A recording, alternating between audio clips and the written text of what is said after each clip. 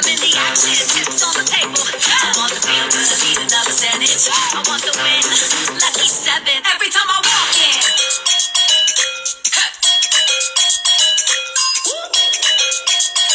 You know, every time I walk in, I'm the best thing, I'm the best thing. They all watching every time we walk in. We the best thing, we the best thing. Hello everybody, good afternoon. Thank you for joining me today. My name is Chelsea Mann. I'm a field education trainer for Wella Professional, and I'm coming to you from my studio here in snowy St. Albert. I know we have a few Albertans who are already on watching. I apologize to you, not that it's my fault, but that you also woke up to snow this morning. I was talking to some of my American colleagues who are going camping and swimming and things this afternoon, but up here my husband's shoveling the driveway and we're dusting the snow off the Halloween decorations, so I'm very excited to be inside. But thank you for joining me today. Again, my name is Chelsea Mann, and today we're going to talk tips and tricks for the scariest color corrections. I know that color corrections are a big thing, are a big worry for a lot of hairstylists, so I'm hoping to take a little bit of that fear out of it for you guys today. So we're going to talk about a few different things. I'm going to show you guys a few tricks. I know it's Transformation Tuesday today, but I'm going to do something a little bit different. You're going to see some transformations, but since we can't work with models right now, it's going to be hard to do sort of a straight before and after. But I'm going to show you guys live some ways that you can maybe simplify your color corrections and take that fear out of it. Okay. So first, let's start with what constitutes a color correction. If you guys have, when I'm asking questions, guys, as I'm teaching, if you want to throw them up in the comments, feel free to do that. But I am the only one sort of in the room right now, so I will do my best to keep up with the comments. You guys can also use the question cards that I can see sort of right here at the bottom. There's a little box with a question mark in it, so feel free to use the question cards as well, and I'll answer them sort of as I have time to do so, okay? So let's talk about what constitutes a color correction. I think we could call a color correction, or call lots of different things color corrections. But I think that a lot of people, when they think of color correction, automatically they think I've got somebody who has box colored their hair dark or has really dark hair and wants to be light. Now, is that a color correction? Absolutely, right? But there's many different things that constitute a color correction and many different ways that we could work through a color correction without that sort of instant anxiety that we feel, right? So if we talk about what constitutes a color correction, really guys, anything that fits, I hope this is readable on there, anything that fits into one of these 4 categories is going to be automatically classed as a color correction. So anything that falls into the too dark category, if we have a client who comes in and their hair just simply is too dark, whether it's a little bit too dark or a whole mess too dark, like a lot of our clients who, God bless them, tried to have a go at it themselves through this COVID time we're going through. Anything that's in the too dark category obviously sort of identifies as a color correction. We also would have anything that's too light. So if we have a client who's too blonde or whose hair is too light, whether naturally or artificially, would be classed as a correction as well. And then we have these 2 mysteries down here, too warm or too cool, right? So anybody's hair who is too warm or too cool would also be classed as a color correction. And I'll give you an example. Brought a couple friends here with me today. Okay, so first we've got this guy. This guy's name is Jinglebird. Okay, Jinglebird, let's say Jinglebird decided, I like my brown hair, but it's a little bit too warm for me. I wish it was an ashier brown. Maybe Jinglebird brings in this inspiration picture. Great. Now this falls into that too warm category, right? If it's the opposite, my daughter left for school without telling me what this guy's name is. We'll call him Squirrel. If Squirrel comes in and decides, I love my brown, but it's a little bit too cool, can we warm it up for the fall, winter? Brings in Jinglebird as an inspiration, then this falls into that too cool category, right? So with those examples, really that tells us what is corrective color. Now, when I first started talking about corrective color, I always thought, well, really that's sort of anything that we do. And really, you could think about it that way as well. Anything that you're doing that is outside of just sort of matching up what the client already has, you could think about as a color correction. Now, I would think too, I find with my own clients, that clients find the term color correction quite scary. Clients don't like to hear that because when a client hears color correction, they think dollars. They think it's going to cost lots of money and things like that, which a big sort of dark to light color correction that's going to take multiple appointments and several steps certainly is going to have a higher price tag and a higher time commitment to it. But I really, guys, to be honest with you, with my own clients, very rarely will tell them we're going to do a color correction. I may say, we're going to have to, adjust a few things before we're going to get to your target, right? It's all in sort of how you say it that we're not sort of scaring that client away, okay? So anything in this that would fit into this chart, guys, we would consider to be a color correction. So let's talk about why a color correction is so scary, okay?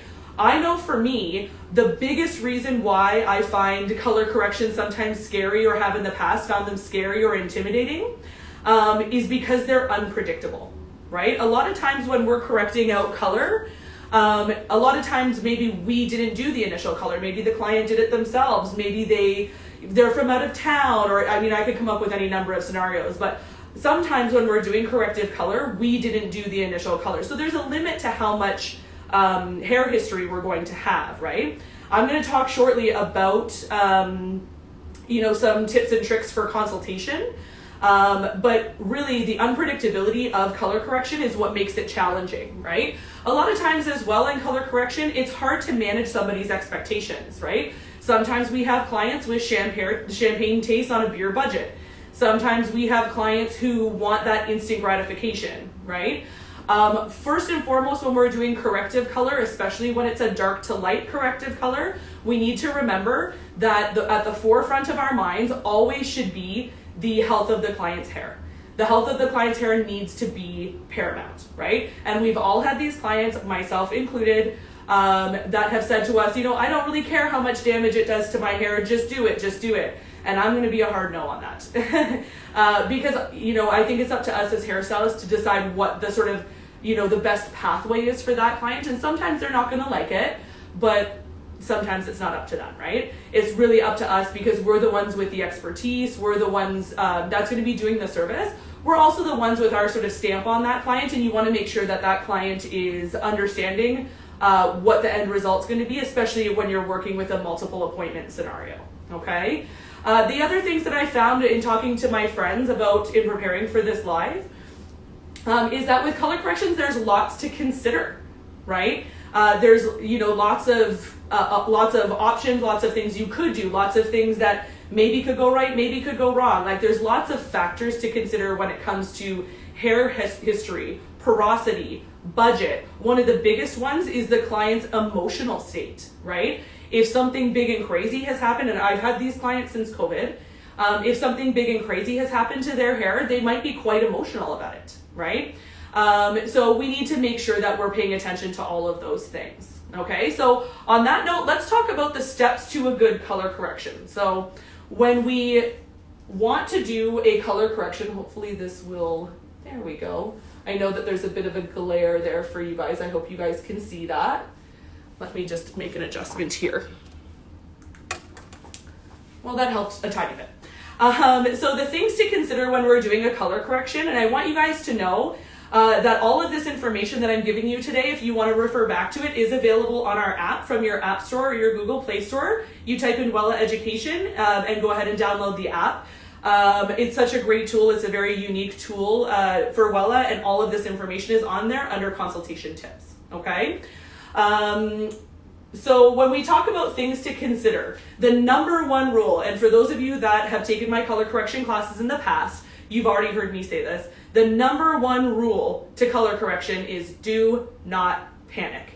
It's very, very important, okay? Mostly because if you are panicking, the client will also panic, right? If I start talking very quickly, which I know is hard to believe that I can talk faster than I am currently talking, if I start talking faster or I'm unsure of myself, those sorts of things, it's going to give more stress or more anxiety to the client, probably more than they already have. So we need to make sure that we're not panicking, right? And at the very least, guys, if you're going to panic, do it in the back room or the bathroom, those sorts of things. Every hairstylist has cried in the bathroom, so that's your moment, right?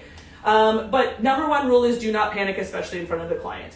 Your second step is going to be to establish the problem. And when I was writing this, I was reading it thinking, well, this sounds really simple. But then I broke down, I'm going to lean this, there we go, I'm just going to lean on it. I broke down these steps and thought establishing the problem, especially when you're dealing with a client that's not usually yours, can be a little bit more challenging, right? Maybe they're not super comfortable with you. Maybe they're not opening up to you. So in consultation, it's very important to know to ask the right questions. I like to ask lifestyle questions or at least close-ended questions, right? I like questions that are, the client just can't say yes or no to. So in a correction, if I was doing a big black to blonde color correction, I might ask, instead of asking, instead of saying, have you ever colored your hair before? Because clients may say, well, no, because they think that when they color it and a year goes by, it's all gone, right? I instead would say, when's the last time you colored your hair? When's the last time your hair was colored, right? So to get that proper information out of clients, it's important to ask the right questions. I would also really be interested in a target, right? What is our end goal, right? Sometimes clients are nervous to tell us that because they think or they already know that what they're about to ask for is unrealistic. So I will say to my clients, if the sky opened up right now and God said you could have whatever you wanted, what would that look like? Without promising anything, but to encourage them to be honest with me about what they're looking for, right?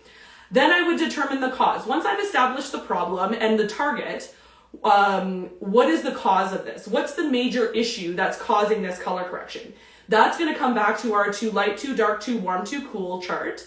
But it's also going to tell us, what type of color they've used on their hair, what are the determining factors here that brought them into the salon, okay? Step 4 is going to be find a solution, which again, sounds simple, but this is really where the rubber meets the road for a lot of hairstylists, that they get overwhelmed or they start to panic again. I have so many options and so many products I can deal with. So I'm going to take some of the mystery out of that for you guys next in finding a solution, okay? Step 5 is, I wrote never promise because I don't know if you guys know this, but I had to write this whole thing backwards because Instagram flips things around. I didn't have room to write the entire thing. So I wrote never promise. But the real 5th step for me is under promise, over deliver. Okay, so if we have somebody in who's, colored their own hair black and they come in with a picture of a beautiful balayage, I would say to them, maybe we can get you to a 6 or a 5 today, something like that. Even if I was confident that we could get them to an 8 or a 9, I certainly wouldn't promise that, right? We always want to under promise and then over deliver, because then you look like a hero. Oh, wow, Chelsea gave me this amazing thing that we didn't even think was possible, right? So we want to make sure that we are not over promising to these clients, okay? Last but not least here, step 6, we want to make sure that we're doing a strand test. And I'll tell you guys, as I am standing here talking to you right now, I'm just going to ditch this because I'm going to do a mannequin in a second.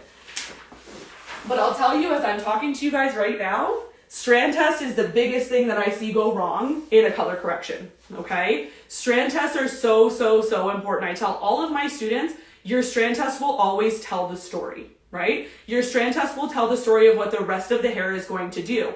And I will ask this, and I don't have an opportunity to look at the comments all that often, but I know that each of you guys on there, have you guys ever experienced getting all the way through a full head of corrective foils and it doesn't lift, or it lifts unevenly, or you're thrown into a situation where you're doing another sort of correction on your tone, right? Had you taken the time to strand test it, you would have known that that was going to happen in advance, right? So strand testing, guys, I know as hairstylist, time is money. I know how valuable your time is, guys. I am a working hairdresser still as well. I completely understand that, but have those clients come in and do that strand test before their appointment. I'm telling you, it will, alleviate what, those big stressful color corrections that take 10 years off your life, okay? I'm just going to check my question cards. I think we're good so far. Thank you guys, everybody that's in the comments. I do see you. Thank you so much. I'm going to talk about this lady here. Now, I'm going to put a little graphic up for you guys so you guys can see what her hair looked like when we started, okay? So I didn't name her. You guys are totally able to name her if you'd like in the comments. Enjoy. But this is what this mannequin looked like before I pre-colored it, okay? So that's her from the front. She had a little balayage done. That's her from the side, had another little balayage done, okay? So she's got, you know, a level, before we colored her, she had a level 6 base or so, okay? And then she had some balayage highlights as well that was done with the lightener. And then a tone to about a level 8 to 8.5. So then I decided to color her so we could use her for the color correction live here. And she was pre-pigmented with Colorstone Perfect, and then she was colored back down with 4-stroke 0 with 2-to-1 with my pastel developer, and she was colored 3 times. Okay, I really wanted to create a scenario for you here, guys, where you'll be able to see what sort of lift is possible and what options you have. So if we are in a too dark color correction, okay, so this is really a correction where this client has come in and said, you know, I regret coloring my hair dark, I miss my balayage, I really want to have that lightness again. Now we're in a corrective capacity. Maybe this client said to us in consultation, I commit to my dark hair, and then she, you know, changed her mind. This happens all the time, right? So what options do we have for a too dark to light color correction, okay? We have a few options. Depending on what she's looking for and depending on the client's hair history, you can do any number of things, okay? One of our options is Magma. I don't know what sort of products that you guys are using in your salon there, but this is Magma. This is one of my faves, okay? This is one of several shades in Magma, okay? Magma is a lift and deposit in one step, part of our Blondoir family, okay? It is a lightener, right? What's great about Magma, and especially this shade, the stroke 8-9, is that it's going to lift and cool at the same time, okay? It's going to lift and deposit at the same time. We also make it in a red and a pink and a myriad of other blonde shades. It's also, just for the record, really great with our Freelights developer, and then you can free paint and open air process with it. But in a corrective capacity, it's going to give us some cooling capability, okay? We're not going to use this one today, but I thought it was worth mentioning. The other options that we have, and I'm going to show you guys today, this is our new Blondoir Plex, okay? I hope that you guys have seen this, if some of you are already using it. We love our Blondoir Plex, okay? Blondoir Plex is our new lightener with our bond making technology, Wellaplex, built right into it, okay? If you guys haven't tried this, go out and grab some. It's a really beautiful lightener, okay? So with a too dark to light color correction, we do have a few options as far as lightening is concerned, okay? Now, I know a lot of hairdressers in color correction, they really like to go big or go home. They like to get crazy with their lighteners, right? With this, we have a couple of options in correction. You could mix it, you know, your regular 1 to 1.5 or 1 to 2 mixing ratio and go in and do foils. But sometimes you don't even need to go that far, right? So what I've mixed up here is one of the bowls I've mixed up here is what we call a mild lightener, okay? So a mild lightener is 1 part, you could do it with regular multi-blonde as well, but I did it with Blondoir Plex. 1 part multi-blonde to 4 parts, 1.9%, or 6-vol color touch developer. Now, when I first heard of this, I was like, no way, that won't lift, because I came from a place where we just got crazy and banged out those big color corrections without really a care, right?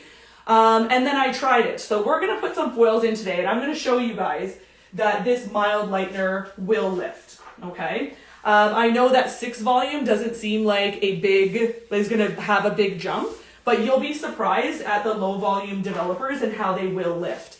Now, I do encourage you guys at home, especially with COVID, I know that a lot of people, especially salons in Alberta, are back to work, okay? But if you do find yourself with some time and some swatches, please go ahead and torture test your lighteners. I encourage you guys to do some side-by-side swatching and see with your different developers.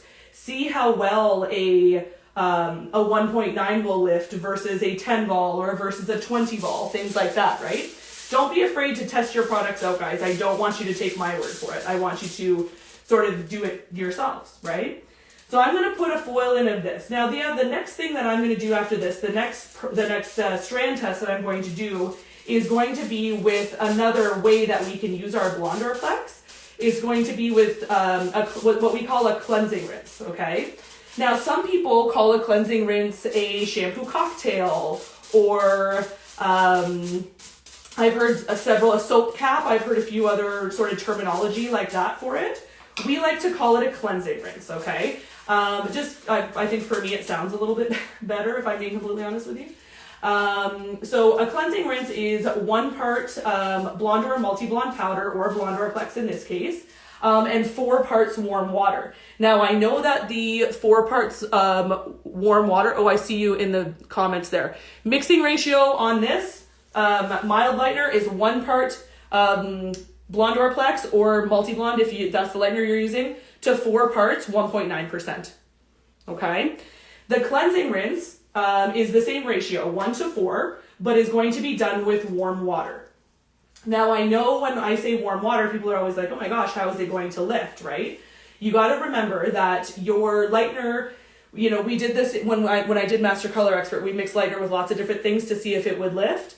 And it'll lift with lots of different things. I don't encourage you to try that on clients, but if you want to, you know, get nerdy on your off time, do swatches, mix and lightener with weird stuff, go for it. I've totally done it.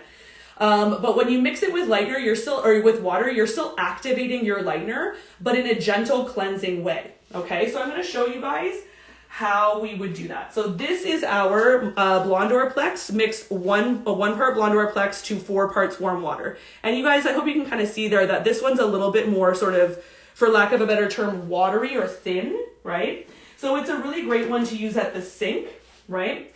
Now the question becomes, where would you use one or the other? Why would you choose to do a mild lightener versus a cleansing rinse, or the other way around, right? The answer to that is it depends on how much lift you need, right? So if my model here had come in and said to me, you know, I want to go back to, you know, bright, crazy blondes, right? Like really light level 9 blonde. I would probably go with my mild lightener, right?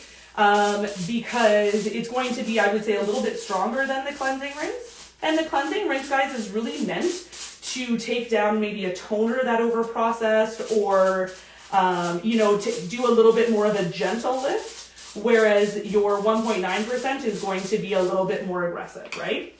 So I encourage you guys to remember that just because we're using a low-volume developer doesn't mean it's not going to lift, okay? I felt the same way when I did this the first time, and one of my mentors, Jean-Sebastien, who taught me this, he watched me do this and he laughed the whole time because he knew it was going to lift. Love you, JS.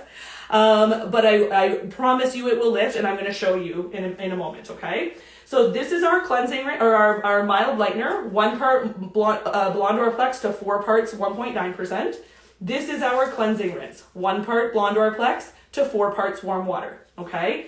Mild lightener I would use to slough off some color, maybe lift a few levels in a gentle way. Cleansing rinse I'm going to use maybe to do a sloughing off of a toner, or a sort of mild correction in that way, okay? The third thing I'm going to show you guys today is my personal favorite, other than Illumina, probably one of my favorite things that we make. And if you haven't tried Illumina, you'd need to. It's a conversation for a different day, but I love Illumina. I want to show you guys some Color Renew, okay? So I want to show you guys what it looks like first. If you haven't used Color Renew, you should totes try it. Color Renew is our artificial color reducer, okay? The packaging looks like this. Let me just get it spinned around for you. Spun around? Yep, either way. Excuse me.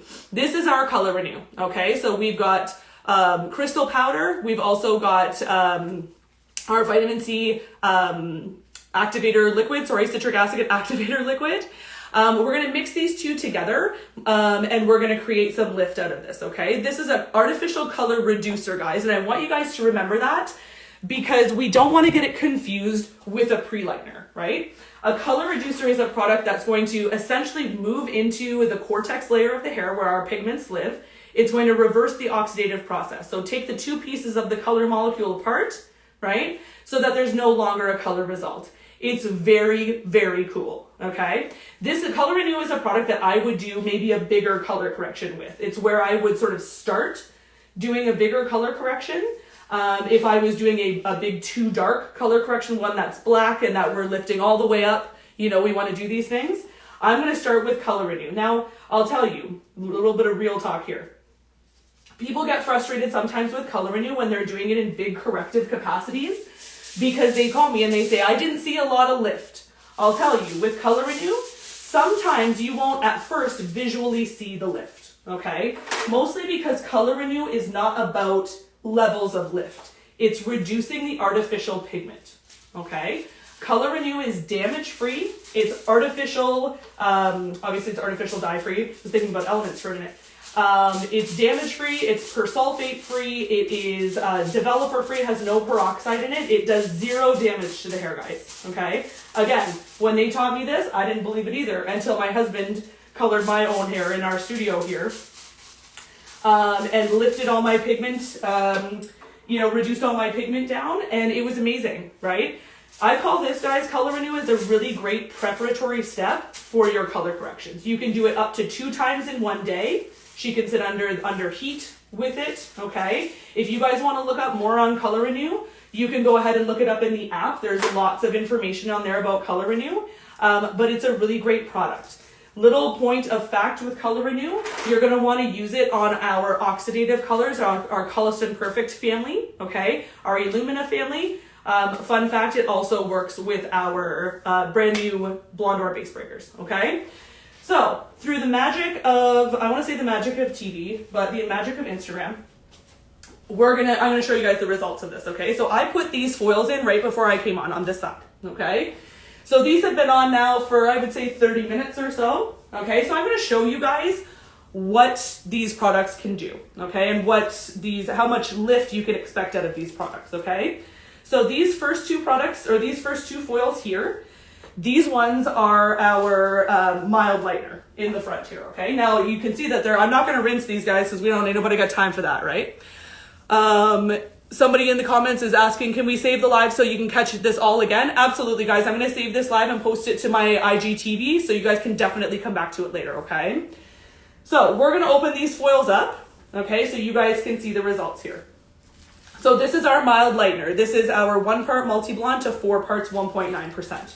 Okay, and you guys can see, right, comparatively to the dark, how much pigment we've gotten it to come out. Now this could stay on, guys, and I'm going to leave these on and maybe we'll open them up again in another 10 minutes.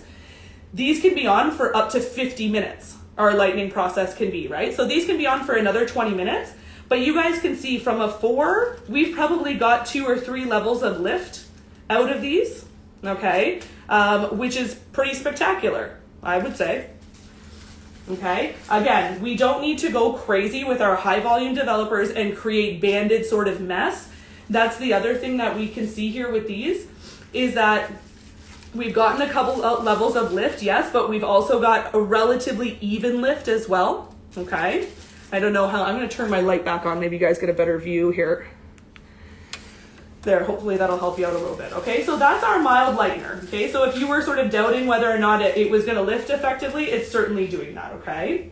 Remember in color correction, guys, too, there is no such thing as like fast or corner cutting. I don't do that. At Wella, like we don't play those sorts of games, right? We like to do things properly. We like to do things one time and get paid. I don't know about you guys, but I don't have time to do something twice and only get paid once, right? So this next one is our cleansing rinse. I'll move you a little bit closer here so you guys can see. So this is the one that is 1 part Blonde Orplex to 4 parts warm water, right? Now, if we go back to look at how much lift that is. That's just Blonde Orplex and warm water, guys, okay? If I go back to sort of where we started in the front there, okay? You guys can see that this is where we have a lot of the lightness originally in the front, right? That's why we're getting a more of an aggressive lift there, okay? But again, I think pretty spectacular considering that is multi-blonde or Blonde Orplex mixed with water, okay? So I'm gonna leave these in for another 20 minutes as well. But underneath here, I decided to do some Color Renew as well. Now, like I said before when I was talking about Color Renew can be put under heat, okay? So just disclaimer, if I was doing this on a client, I would have put this, not the lightener, I would have put the Color Renew under heat, right? So whatever lift is underneath there, and I didn't look at these ahead of time, guys. We're doing this live as we go here, right? Which I don't know how Rochelle's gonna feel about that, but I made an executive decision here, buddy. But we're gonna look at these and you'll see that there will be some reduction of pigment, but we could have put this under the heat as well to have gotten, an even stronger result. Okay, so if we open these up, you'll see, okay, if you look at the foil here, you can see that there's some dark on the foil, and you can see that there's some lift there, right? But what you'll notice here, guys, again, is that Color Renew isn't about levels of lift. It's about reduction of pigment, right? So if we put this under the heat, we'll get a little bit more. You guys can see too on my gloves here. There's a little bit of pigment. We'll get some reduction of pigment. We can do this a second time in the same day with this client. And then we can lighten right afterwards, okay? I think you guys will be surprised too if you haven't used Color Renew in the past, that when you reduce down your pigment and then start lightening on top of it, you'll find that your lightening process happens even faster and better, smoother and more evenly because you prepared it with Color Renew, okay? So there's a couple other things I want to show you guys before we sign off here, right? I also did a mannequin for you that is the opposite way. That is a too light mannequin, okay? Now this one becomes important to me, guys, because a lot of times I have conversations with stylists about pre-pigmentation, right? A lot of stylists will call this filling, or we need to add a filler to the hair, okay? When we're pre-pigmenting or filling the hair, what we're doing is we're replacing the underlying pigment or the missing exposed pigmentation at the target level, right? So if I wanted to color my silver piece back to, you know, my level 6 sort of natural, I need to pre-pigment this with the natural underlying pigment of a level 6 before I can put my target shade on it, okay? Essentially, that's the meat and potatoes of pre-pigmentation, right? So with this mannequin head, we started off here, okay? So we started off with our natural level 8 or so, okay? And then our target shade was a 5-stroke 0, okay? So if you guys go into your swatch books, in the back, I believe it's page 10, this is also on your app, there's a chart about pre-pigmentation that takes the mystery out of it for you, okay? A lot of times I talk to hairstylists who are like, you know, I knew I needed to pre-pigment and I understand the underlying pigment thing, but I don't know what to pre-pigment with, and they're just lost. Do I go 2 levels down, or what do I do? Pre-pigmentation is always warm pigment, guys, okay? Underlying pigment is always warm. Golds, reds, oranges, okay? But if you go to the chart in the back of your Wella Professionals Mega Swatch book, you'll find a pre-pigmentation chart that essentially allows you to pick your target level and go straight across the chart and find what you're supposed to pre-pigment with, okay? It's very easy. We take the mystery out of it for you. In this case, I pre-pigmented this with this. This is Color Touch equal parts, 9-stroke 3 and 6-stroke 4, okay? And this is what the pre-pigmentation chart tells you to do. I did this one by the book, okay? And you can see, you know, that it's a coppery sort of color. It's not an ugly color, but it's not the target the client asked for. The client asked us for a 5-stroke 0, okay? So certainly not the target shade, but I would, when we talked before about managing expectations, I would tell this client before I started that we're gonna do a double process. And after the first process, her hair is going to be an orangey red color and she's not gonna be super jazzed about it, right? But we're not done. We still have another whole process, right? I usually don't like to over-inform my clients or go too deep into, you know, why I'm doing what I'm doing. It tends to overwhelm them. But I certainly like to warn this client that her first step is gonna have her look like this, so she's not having like a little meltdown, which is fair, okay? So pre-pigmentation, 9-stroke 3, 6-stroke 4. Again, this is in the the chart in the back of your Wella Professionals Mega Swatch book, okay?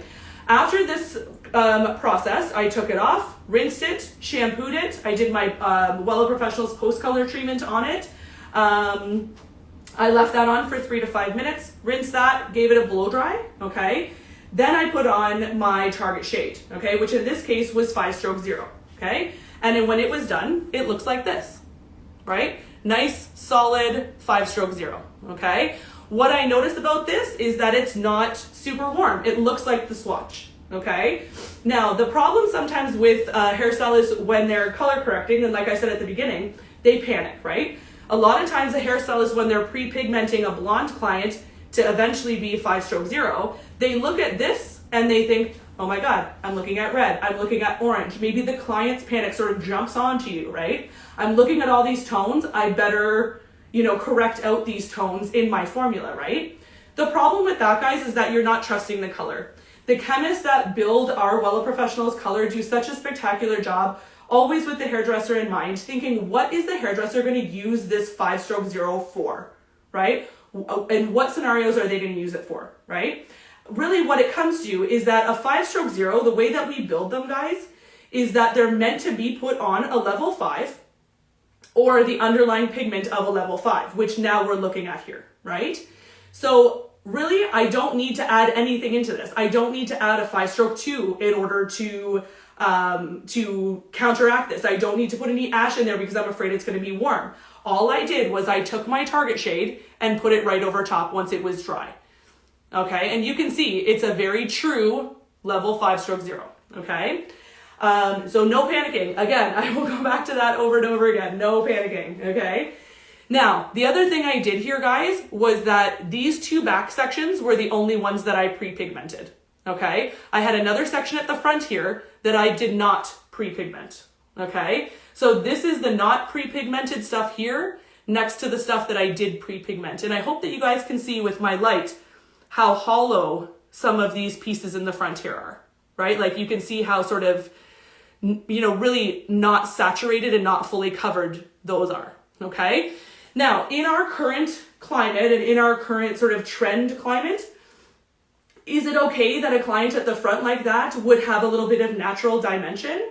Yes, but I want to put that in there as a hairstylist. I want to highlight it and I want to create that. I don't want to like not pre-pigment it and roll the dice and hope it happens when they wash their hair, right? The other thing that could happen when a client that hasn't been pre-pigmented properly washes her hair is that it could end up being a weird off tone or it could fade quickly, and then we're again in a scenario where we're doing something twice and getting paid once. And again, I don't know about you, but ain't nobody got time for that. So, natural blonde, use your pre-pigmentation chart. Target shade, don't panic. You don't need to correct this out. We've already accounted for it in the color, right? And then make sure that you're creating that dimension, not just hoping that it happens when a client washes their hair, okay? So, last but not least, from a scenario perspective, guys, I wanted to bring out 2 more friends of mine. These guys, right? This is a very popular thing right now in hair color that we're seeing lots of vivids, we're seeing lots of rainbow hair, lots of blues, and lots of vivid blends, things like that. And then because of it, we're also seeing the color corrections, right? So if I've got, you know, a pretty classic scenario where this, you know, is sitting in my chair with a picture of this, right? That rule number 1, that do not panic rule really applies at this point, right? Is this possible? Is this blue to blonde color correction possible? Absolutely, right? I never ever, guys, say that can't be done. What you're asking me for can't be done, because it can. Over enough appointments with enough time commitment and budget commitment, it can totally be done, but we need to not panic, okay? The reason I mentioned the vivids, guys, is I have a series coming up that we're gonna call Hack versus Hoax, where I'm gonna do some episodes about different hair color corrective hacks that we've seen, or ways that people are doing this that are maybe non-traditional, or maybe is a use of a product that we wouldn't have thought of before, right? So I want you guys to stay tuned to my Instagram page to watch out for Hack versus Hoax, especially if you're somebody that does a lot of vivids. I'm going to do episodes on removing or reducing vivids and creating color corrections on that. I also will take any ideas or any suggestions for anything you guys want to see. Please feel free to drop it into my DMs, okay? So last but not least, guys, I just want to go back to our mannequin head here, okay? So this is where I was doing the different types of mild lightener, color renew, and our cleansing rinse. Again, guys, our mild lightener is 1 part multi-blonde powder or 1 part blonde or plex powder to 4 parts 1.9%, okay? That's these guys. They've had about another 10 minutes, okay?